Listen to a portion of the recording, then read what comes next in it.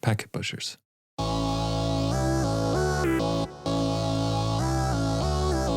Hey, everybody, and welcome to this week's episode of Packet Protector, the podcast at the intersection of security and networking. I'm Jennifer J.J. Bonella here with Drew Conry Murray, a.k.a. The Drew. And today we're talking about the Cloud Security Maturity Model, or CSMM. And we have a fantastic guest, Rich Mogull. You guys might remember him from episode 8 last year, right after we just launched the podcast. And in that episode, he introduced and we talked about the Cloud Slaw Security Lab a week, free resources there if you want to dip your fingers and toes into cloud security. But today we want to look at the Cloud Security Maturity Model, which is kind of this framework that has some aspects that are a little more, abstract and intangible for a maturity model at a glance, but then gets into like super specific granular control recommendations and KPIs that, us as individual contributors can use. And Rich has been working in cloud security for as long as I can remember. I think as long as I've heard the word cloud. He's developed the training for Cloud Security Alliance and delivers that at Black Hat and DEF CON. So yeah, we're going to jump right in with Rich and talk about this maturity model and how to use it. Yeah, I just want to make sure we note at the front, it's all free. There's great documentation here. There's very sort of high-level explainers. There's best practices. There's also very specific controls you can put in place to advance your maturity level in the cloud. So lots of great resources here and all free. So just keep that in mind as we get into the conversation. Yeah. Oh, and last quick note before we go, the links, because we're going to be referencing a lot of different documents and things you can, download or look at. All of these links are in the show notes. So if you're listening and you're driving, pull over, get your laptop out, just park in a parking lot, make it safe. No, I'm kidding. But do definitely hop over to, Packet Pushers, and you can find the podcast there. All of the transcript and the show notes will be there, as well as with the other podcast platforms.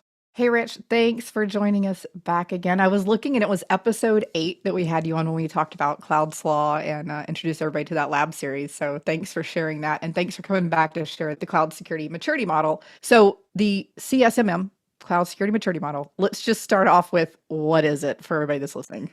So this started, I lost track of time. So IANS, who you're familiar with, the Institute for Applied Network Security, was kind of like, hey, we think we'd like to do a maturity model for cloud, and contacted me and Mike Rothman. So the first version of this was kind of like our take on a maturity model for cloud. And then we started using it in assessments and evaluating programs and all these other things. And so now it's evolved into, I would say, the easiest way to describe it is our interpretation of the journey to cloud maturity. So it's a tool that tells a story, but also provides some specific guidance. And I think you've looked at the latest version of it. We got into the weeds on it. We like the weeds. Yeah.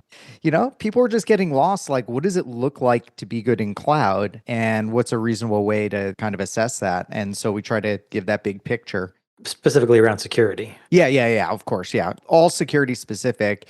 And not only that, we wanted this to be so cloud specific, like all the other frameworks, including ones I like the Cloud Security Alliance, CCM, Cloud Controls Matrix. They still have like a lot of traditional security pieces in there. And we're like, let's just focus on what's different for cloud and what would be in your cloud security program outside of all the other stuff that you're going to have to do anyway, like mobile and BYOD and, physical access and all those kinds of things. That's the challenge with a lot of the, I hate to say crowdsourced, but crowdsourced, group thought kind of things. It's hard to keep the scope narrow because everybody has differing opinions about what's important and why this is critical and that's critical. So it was really nice to see this pared down to something that just removed all of the noise of all of the other things that's covered in every other standards framework we look for. Yeah, my dirty little secret is I don't collaborate with the for things like this. I will collaborate with people that know the topic, but as well as I do, a lot of those group things is everybody trying to put their stamp on things. Yeah. And I just don't have the patience for other people. So I just put my own stamp on it. So we're not talking like an IETF process where 8 million people, some of them with maybe some vendor-backed initiatives, are jamming stuff in here. This was just a few people really laser focused on this? That's it. I mean, I have worked with working groups and stuff, and I still do to some degree with the CSA, and there's aspects of that. But what I have found is a more effective process for at least the way that I like to work. I like really clear, easy to understand, focused deliverables in terms of the research that I publish out there. So what I'll usually do is for something like this is version 1 was me and Mike writing it. Version 2 was mostly me and Mike reviewing it. but then we have other people review it afterwards. So we do get community involvement. So like in this case, we collaborated with the Cloud Security Alliance and it was open for public review before we did the finalized version. Okay. But I found that when you're doing those big projects, it can frequently be easier to just have a smaller group, like 2 to 3 people, just bang it out and then open it for review, because that gives a starting point where people can actually provide feedback. And so that was more the process of what we did for this one. There is an affiliation with the Cloud Security Alliance and IANS to this, because if I'm bringing it into my organization and I'm like, hey, a couple of dudes put this together, we should do it, maybe doesn't carry as much weight as the CSA. Yeah, I mean, look, Securosis, we've been publishing research for 17 years. And even though Mike and I, neither one of us are full-time with it anymore, like we built a library and a reputation there. But that's different than a company that sounds like it's a medical disorder versus, an industry group like CSA or IANS. So there are some things I still publish, and we do publish under the Securosis banner, but this is one that, really was a collaborative effort with all 3 organizations, even though we were the lead authors on it. Well, and you guys wrote, authored, created some or all of the Cloud Security Alliance's own training programs, right? All that curriculum. Yeah. So we built the CCSK training program. So that's Certificate in Cloud Security Computing Knowledge. And there's the thing called the CSA guidance. So security guidance for critical areas of focus in cloud computing or something like that. The guidance was the first thing the CSA published. I had edited version 2 of it, participated in like version 3, and then we just wrote version 4, and then it went out for public. But this was, again, that model of the CSA is like, this thing needs to be a bit more focused so we can write it, put it out there, get all the public feedback, and then incorporate the feedback. So it is still a public process. It's just not 80 people writing it, because the problem with that is it was a written narrative, the guidance document, and it stopped making sense at a certain point because there were too many different writing styles and like people would overlap and there was no cohesiveness.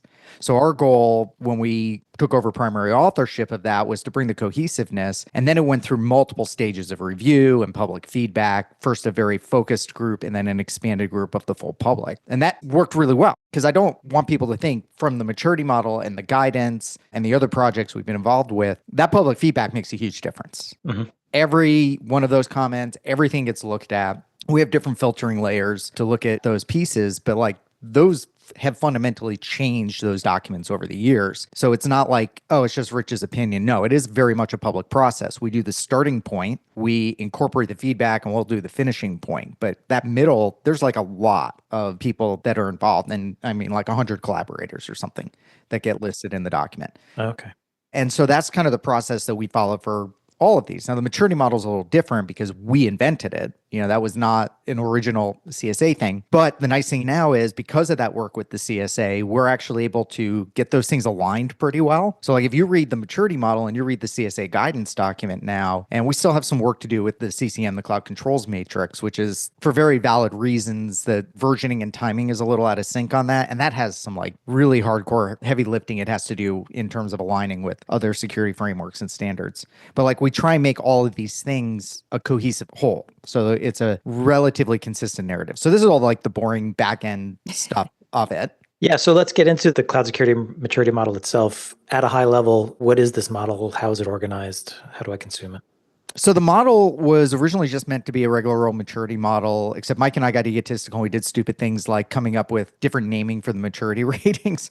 Now we're using the standard ones that you see in any capabilities maturity model. It is, as I said, design that tells the story of what is mature in cloud security. What we realized was it actually worked very well as a cloud security specific framework. And there's a gap in the industry of not having a framework that's cloud security specific.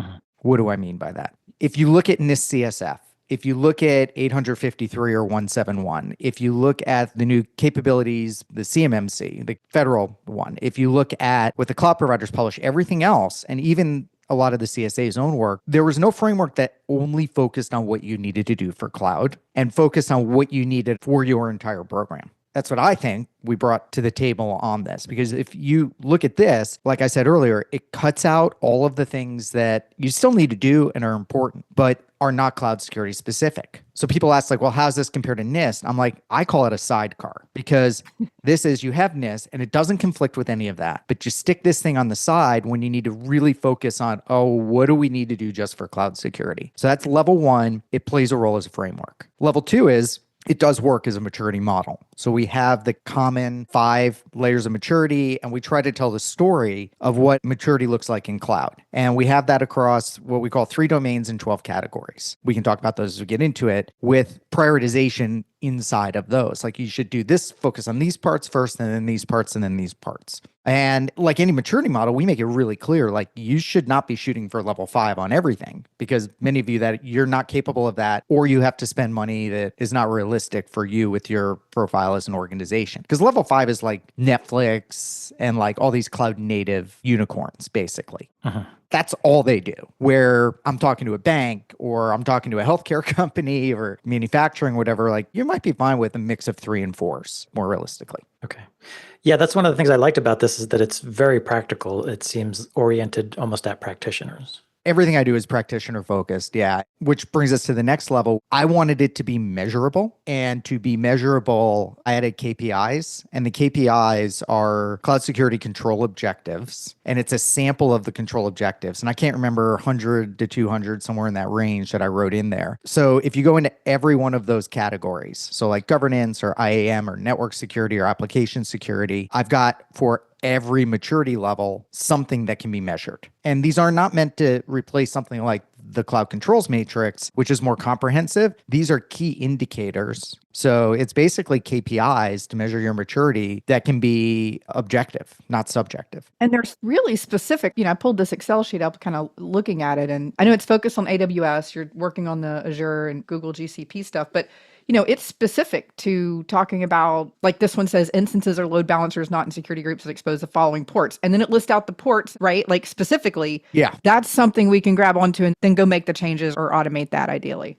Yeah, every one of those was designed so it's either you can automatically assess it using a CSPM tool. You can manually assess it because some of them, like there's some things you just can't fully automate the assessment on. And then there's ones that we list as either, where depending on what you're doing, like if you're doing it in a very cloud native way, you can automatically assess that in your CSPM tooling or CNAP tooling, whatever you want to be using. But you may be doing it in a way that tooling can't automate because it's something like outside of the cloud. So that gives you the option. So yeah, every one of those. And I tried to pick ones that were as automatable as possible. So the control objectives are the vendor agnostic phrasing. And then the control specification is how would you check it like in a provider. In this, there's a one-to-one mapping where like if you're doing a real comprehensive assessment, there might be a one-to-many. So like how you enforce MFA, the control objective might be all human access requires multi-factor authentication to the cloud, but there might be 5 checks that you have to validate comprehensively. But this is just do we think that you are at that maturity level because you passed like one of these things? And we've even built tooling to go ahead and do that in an automatic way.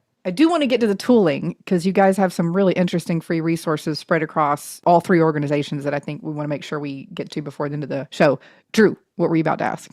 Yeah, I was going to say, maybe we should just put a little bit of more bones on this. So this model has essentially 3 domains, 12 categories within those domains, and then the 5 maturity levels, which are level 1, sort of where you are today, and then level 5, which is like the Netflix tier operational level, yes? Yeah. So level 1, it's kind of funny. People are like, you don't have any KPIs, any control objectives for level 1. And the story I like to give, if you watch like medical shows and stuff, you've heard about this. I mean, you guys know I'm a paramedic. We use something called the Glasgow Coma Scale. So that is a way of like, I in the field, when I encounter somebody who's been in like a medical or a trauma situation, GCS, as we call it, will correlate in times to like the positive or negative outcomes. So Glasgow Coma Scale is like, okay, what's your best verbal response? What's your best motor response? Or eye-opening, verbal, and motor are the 3 things.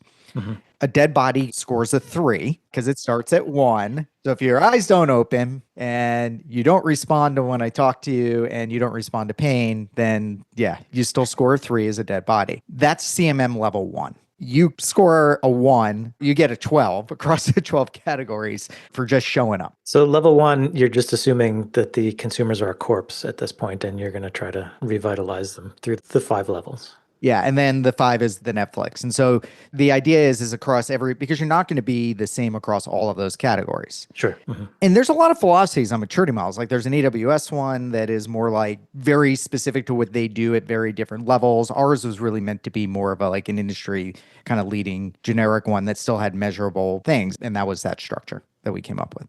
So the domains are essential. What are the domains that you've broken this out into? Yeah. So again, the whole goal of this is to tell the story. So it's designed to be in many ways a narrative. And the way we do that is, so we have foundational domains, which are really the key things you need in your program to be successful broadly. Then we get into the structural domains, and the foundational domains are like governance, org management, IAM, and security logging and monitoring. Mm-hmm. Then we get into the structural domains, which are, these are going to change based on the kind of application you're building. So there are some shared services in the structural domains, but it's not necessarily going to be consistent. And I think this is one thing that we do different than others in terms of how we approach it. So network, workload, application, data security, the core domains that we're used to, your network security can be completely different across 2 different cloud projects in the same provider, never mind multiple providers. And that is totally acceptable the way that we've designed this, because you might have your old lift and shift stuff, you need different controls than your cloud native piece. And so it's designed to tell that part of the story. And then we get into the procedural domains. These are the longer term process things you really need to have a good handle on. And you can see there's almost a priority, like core shared services, individual deployments, and then longer term process stuff. So risk assessment and provider selection, incident response, which used to be earlier, but we got a lot of feedback. We needed to push that more later because just, down into more of the procedural pieces as opposed to being up in more of the core pieces in the foundational. Resiliency and compliance. And you'll notice there's a whole lot of stuff we don't have in there. I don't care about your mobile access and your BYOD and your MDM and all of those kinds of things. Like if I'm building a cloud security program, if I walked in the door, this is literally how I would structure it. Okay. So maybe just to also help people get a sense of this, could you give an example of what level 1 looks like for something like identity and access management versus a level 5? Yeah. So level 1 would be like you're in the cloud and some contractor set up the root account with his personal email and you have a lot of IAM users. You've signed up and you have no idea what you're doing. I mean, that's kind of that level 1 level. Mm-hmm. You start getting up into like levels 3 and 4. Now you're using single sign-on. You are eliminating IAM users. You start getting more privileged access management kinds of things in place. And then you get into more like level 4, level 5. It's focusing more on like just-in-time access and real-time privileges and very heavy use of automation. And that's the through line through a lot of this. Like in cloud, it's all about automation.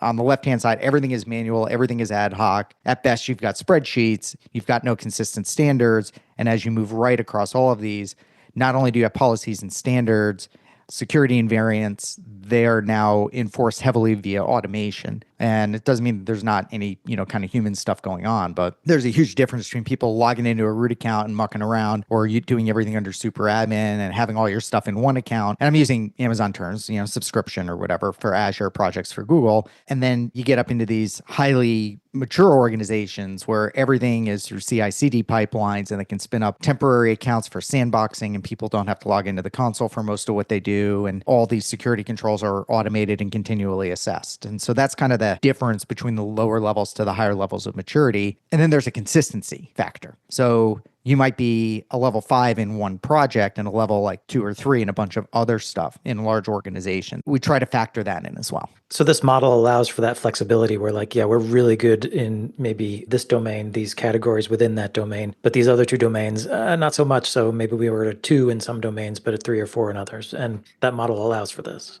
Yeah, I mean, that's the expectation because most organizations are transitioning, or maybe you do an M&A or whatever. Definitely these things are going to vary and you're going to run into those situations. One of the first projects we did with the first version of the model, and there's a lot of differences from that version to this version, other than just the whole like control spreadsheet. And I walk in, the guy starts circling, and they hired us, so he circles like, I think we're level 3 here, 4, and went down the list. I'm like, there's no freaking way. Like that's just not possible based on the industry you're in, how long you've been in cloud. And, we kind of got into it and the diversity. So my recommendation is you use it both at like a team and a project level, but more broadly for the organization. Like the foundational stuff should be pretty squared away and more consistent across more of your deployments, where the structural, there's going to be a higher level of variation. And I love the specificity. I mean, looking at the identity, the IAM kind of tab in the Excel sheet where you have all of those very specific controls. And again, like you said, there's the control objective name, which is kind of like the vendor neutral, here's what you need to do. And then you've got the specific, here's what you need to do in AWS, in Azure, et cetera. And I love that model. I mean, when I wrote my network security book, it was like, here's what you need to do. But because it's not built into a lot of the documentation from the vendors, it's like, here's the word you need to look for if you're using Cisco or Aruba or whatever.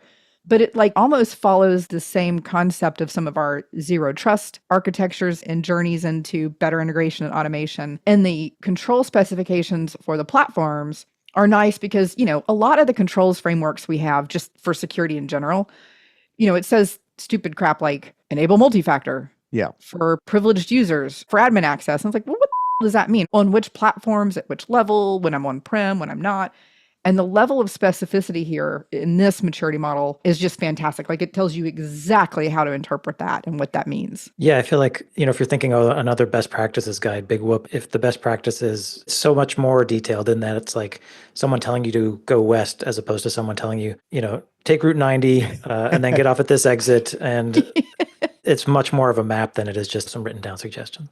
No, thanks. That was the hope here. Because I take zero trust that you brought up, because I've looked at some of those maturity models and such. And like, I'll have a conversation with somebody about zero trust. And like, well, which version of zero trust are you talking about? Like SASE or server to server, or like there's so many different kind of facets. And that's not always cleanly broken out, because somebody tries to build a higher level generic model and there's different use cases and it doesn't address those use cases. So I try to do that here. And the reason the control objectives are, I try to make those as specific as possible, is I use the SMART framework, if you're familiar with that. So the acronym SMART, I first learned about it in Incident Command System for disasters or for anything because of my emergency response stuff.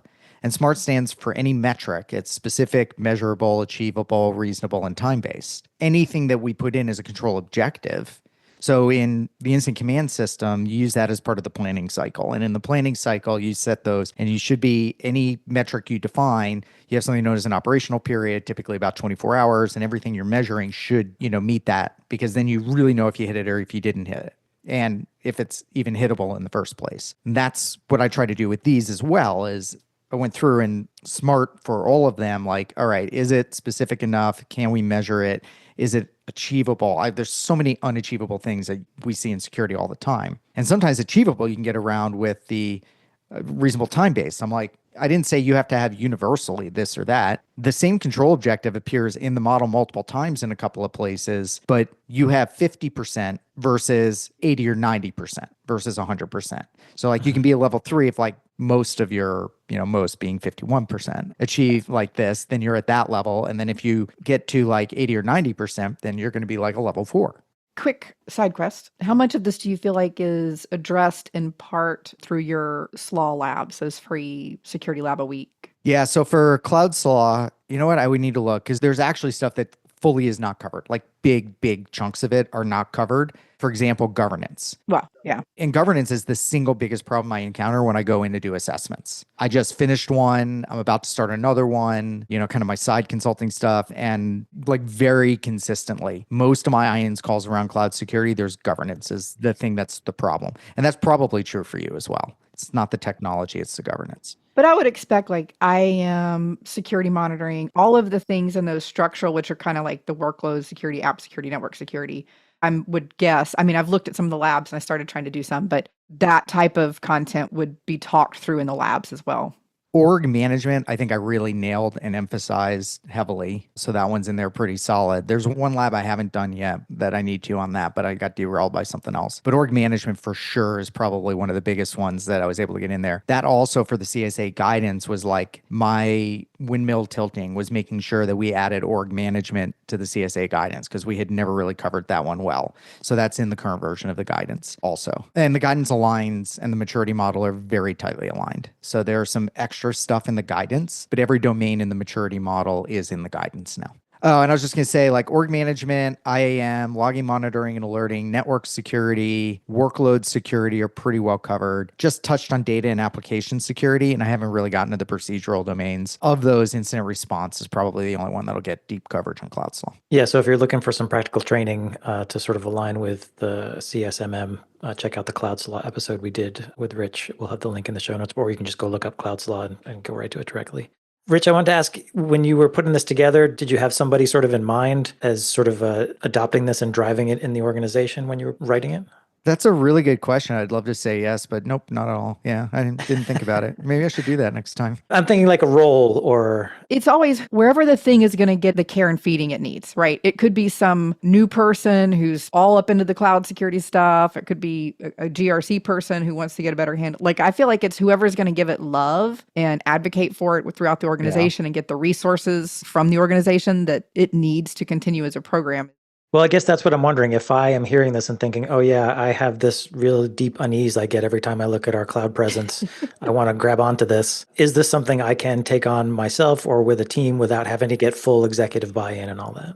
Really good question. So, yes, it is meant for a practitioner to be able to use, and it's meant to help them communicate that to leadership. So, if I'm a practitioner, I can run the assessments, and that's why those KPIs are so important, because it reduces or removes the subjectivity. So, if I want to take something to leadership, I need metrics. And I need numbers. I mean, some of those are a little soft, but they're not too soft. You've seen those. You can make a case for every one of those in there. And so I should be able to go up to leadership and say, we are or we're not doing this. And this is where we rate. And then this is where we should improve. We're at corpse level. We should at least be up and mobile level, up and walking.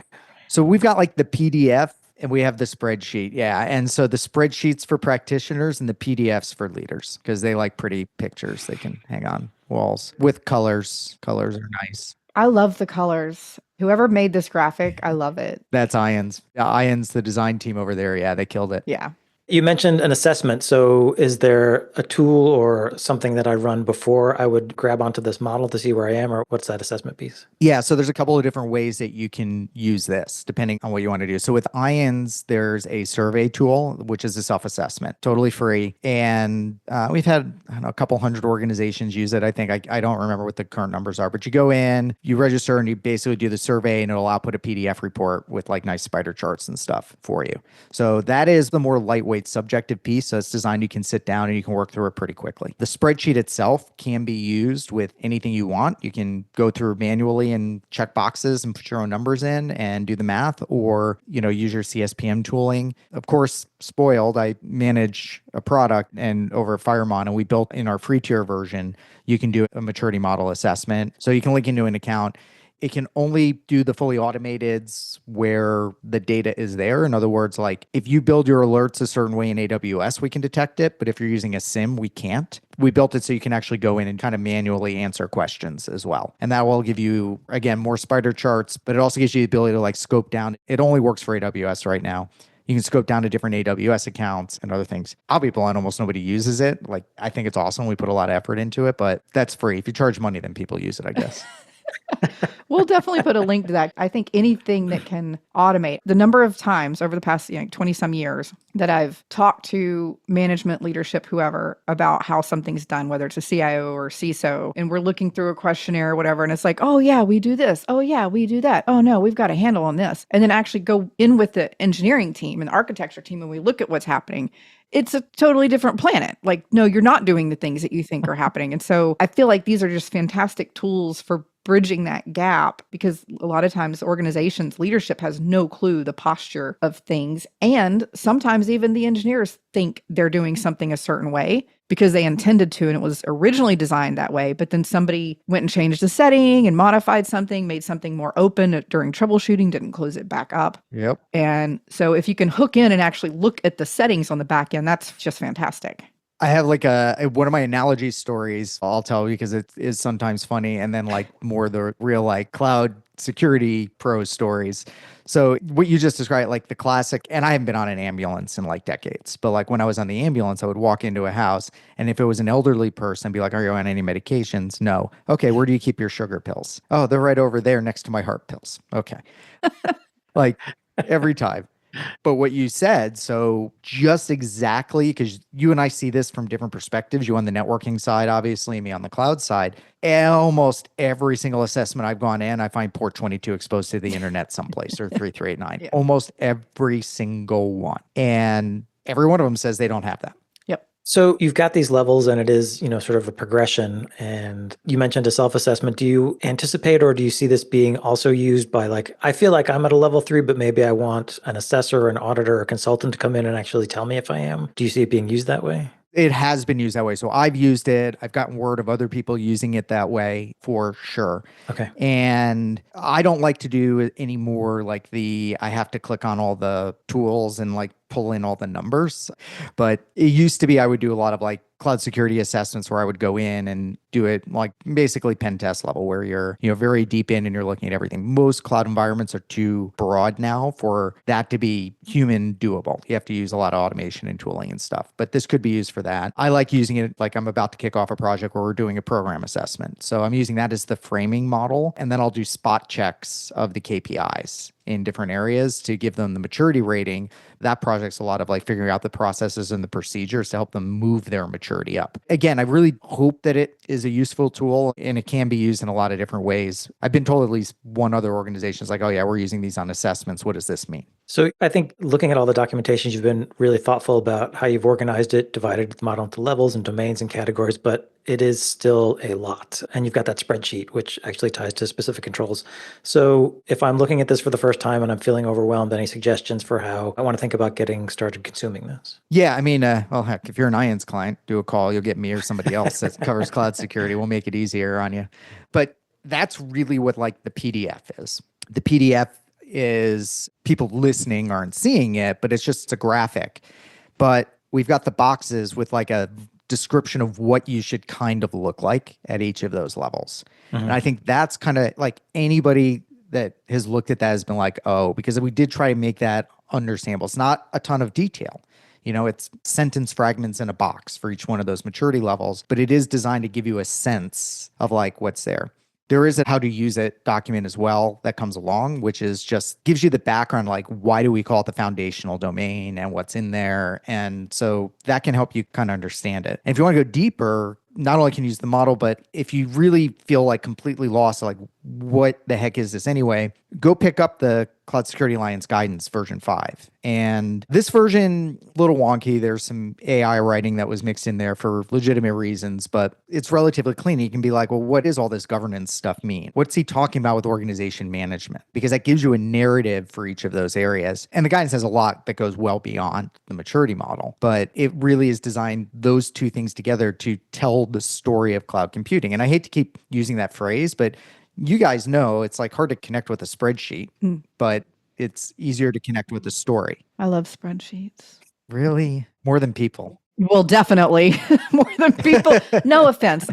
I love our listeners. I love you guys, but the rest of the people. If you could see the deadness in her eyes when she said that, you would be horrified. Yeah. Love my spreadsheet. You can organize, you can sift, you can analyze, you can get all kinds of things from a spreadsheet. I'm also wondering, because you've got some very detailed controls that are tied to this framework in the spreadsheet we've been referencing, how would you feel about people just getting the spreadsheet, going right to the controls and just being clickety, clickety, I'm level 5? Hey, whatever floats your boat. Okay. Know what you're clicking on, though. Yeah. Yeah. I mean, realistically, if you can pull that info and if you are able to actually legitimately go through all the controls are there for AWS, some are there for Azure, and basically none for Google. And that's time and domain knowledge. But if you're in AWS, you have all of those controls. They are all measurable and you'll get a result. If you know what you're doing, there's no problem with that at all. Okay. And this is consumable. I mean, even if you did want to just kind of dive in head first, I'm not really suggesting that. But each of these domain tabs has, 10-ish things to look at and do. Yeah. It's not like every tab and every domain has hundreds of, this isn't like NIST 853 stuff here where you've got, 1,400 different controls to go look through. It's totally doable. Yeah, I mean, they're meant to be KPIs. And basically, if you're doing this, you're most likely at a level 3. Now, could somebody just game the system and be well, we're just going to do those 100 things? Okay. And you're not going to be a level 3 or 4. You'll pretend you are at that point. It's like, are you teaching to the test or are you using the test to evaluate your knowledge? Yeah. There's a role for both of those in some places. And in this case, my recommendation is not, because you can totally game it if you want to. I mean, it's like anything. Yeah, I guess that was something I was worried about, that in some ways the levels are great, but in other ways people could be like, well, I just need to get there to do that. But my assumption is this is more about process and ongoing work than it is about reaching something and then you can just stop. Yeah, and I tried to make it that those, particularly the control objectives and also the controls, like for a lot of those, it's going to be hard to game it at that, to like do that control if you don't have all the other things that make that control doable. Not always, not always. But like I tried to do that as best I could. And not just me. I mean, I got some feedback as well from both the open public feedback, but I went to some friends of mine who are top level cloud security people as well to get their feedback that I directly solicited on this privately outside of the public review process. And so I think we're pretty close, but nothing's perfect. In 2 years, we'll have to figure it out and come out with a new version. Drew, I'm circling back to your question. I think if I were using this inside of an organization, now obviously I'm not a cloud security person, so maybe this is terrible advice, but like I like this poster, the PDF that just kind of lays everything at a glance. You get each of the domains and then level 1 through 5 with a really short like sentence or two description of what that means. And I think that's a great way to set context. And then I like the self-assessment. I actually took it earlier. I did horrible, but again, I don't manage any cloud environments, so that's okay, because that gives you a nice at a glance view of things to have conversations about with the people around you, whether that's your leadership or your other team members. I'm a huge fan of spider charts. So spider charts give you kind of like that bullseye view where you write the concentric circles kind of dip out in the different areas based on your maturity in that. I like the at a glance view because you can look at it and go, okay, in this area, here's where we are obviously deficient, but do we need to do something in that area? Now you can dive into the more specifics of, like Rich said earlier, you're not aiming for 5s across the board, but you might need to at least be 2 as your minimum acceptable around the circle. And then you have offshoots where you're better in some areas. And then using the spreadsheet that has the more detailed info. I mean, I really think with those 3 resources, and then if you do have the infrastructure and access to connect into, the free module that's, I guess, in Cloud Defense. So we'll put the link in here. So Firemon Cloud Defense, there's a cloud security maturity model free thing that you can do. And I think that's a great way to pull all of that automated. That would be the process I would follow if I were an individual contributor trying to make use of these resources together. Yeah. And that was like largely the objective of how do you get started and what level could you take it to? And just trying to think of how do we make this something that is more usable. And that's really like the biggest reason those KPIs are in there is even with the descriptions and the narratives we had before, it was limited. I mean, like if I went in and did an assessment, how do I justify it? And I actually had that once. I did a project. It was focused just on incident response. And, as you guys know, I teach at Black Hat on cloud incident response. And there was pushback from one of the managers of one of the sub teams on the incident response team. And it was a maturity assessment. Honestly, it was somebody trying to protect their own domain in silo. They were, clutching purses or whatever the term is. They didn't want to have to collaborate. I've never seen anything like this. It was a very bizarre interpersonal kind of a thing. And how do you justify this and that and blah, blah, blah. I'm like, all right, well, fine. I'm just putting metrics in. Like now we actually can have very specific ways of measuring this so that we can remove a lot of the arguments and a lot of the interpersonal fighting that happens. Because as you guys know, any enterprise, these things are going to span teams and they're going to span developers and network security versus cloud network security and all of the above. Yeah, that's again one of the things I love about this. As an individual contributor, I can go in and feel like I'm making a difference, even as maybe I'm trying to pull in other teams to also get on board with this. And whether they do or not, I still have something I can do. Yeah, and it's one of these weird things, like unless I'm using it myself on a project, or you guys know I give away, I publish a lot of stuff for free, like not even registration requirements, or if there are like Cloudflare, I have to because I send emails. So need to have the emails, but I don't track those things. But there's like not that engagement, and probably the same for you, like writing books. And you don't know like the impact of these things until like you be at a conference and somebody will come up to you and, oh, I love the maturity model. We use it for this and we used it for this. Like you release these things into the world and it's like sending your kids off to college and they never freaking call you ever again. It is kind of like that. Yeah. I honestly, I'm going to tell on myself. I get so excited when somebody posts on like LinkedIn or, one of the socials, Blue Sky, Twitter, whatever. Like they'll put a picture of the book and they've been like marking it up and circling stuff. And they're like, I just really love this book. And I'm like, oh my God, I'm so happy. Because yeah, I got paid to write a book, but I got paid a flat fee from a publisher who owns the rights to a book. I'm not making money on that book. It's a total labor of love. I should also note that all of this stuff, the cloud security maturity model, is free. The Excel sheet with all of the control information, the starter document, the visual we're talking about, it's all free. You can just download it and grab it now. No registration required either. I mean, you have to give us an email if you do the IANS survey. Obviously, you have to register for using Cloud Defense, but I even thought internally that we would allow people to sign up with like personal Gmail addresses and stuff. Weirdly, that is hard because a lot of auth systems for enterprise tools will disallow use of addresses that can't be tied to an enterprise. Yeah. I mean, as long as there's not some, inside sales team picking up the phone, harassing people constantly, I think that's really what people are trying to avoid. Yeah, sales doesn't even see any of it. Well, there you go. Well, Rich, this is really, I know it's been out for a little bit now, but a fantastic set of resources. We do have a lot of crossover in this podcast with all sorts of other technologies and areas. So we do cloud security, cloud networking. We also have been doing IPv6 stuff a lot recently. So we really greatly appreciate not just you coming on to talk about it, but spending the blood, sweat, and tears that it takes to build something like this. I know it's months of work. I mean, maybe even close to a year for you guys. Yeah, I think it was close to a year. All right, but while I've got you guys on here, this is really important. So for my home network, am I okay mixing the Wi-Fi 7 and my old HD access points, or am I just being stupid and I need to update everything to Wi-Fi 7? Ooh, Because I have like 2 and 2 right now. it depends. Yeah, that's an it depends. JJ, you threw an it depends. I know. I can't help it. Everything always depends. If they're running the same networks, and you're trying to roam between them, you might have some issues. Yeah. But if you make separate networks on them, like my 6 gigahertz stuff here is on a different SSID, so I don't flip between 5 and 6. And so same thing with Wi-Fi 7. Similar thing. Yeah. It's all the same network. So yeah. I mean, if you're not having problems, then it's probably okay. But you could have problems with that. I'm noticing high bandwidth and moderate latency, even at low power connections. So I'm trying to tune that a little bit more. Well, after we wrap up, I know you have a call and you have a hard stop. Okay, good. I'm like, I have her on the phone. I'm not going to mess this up. Dude, you can call me.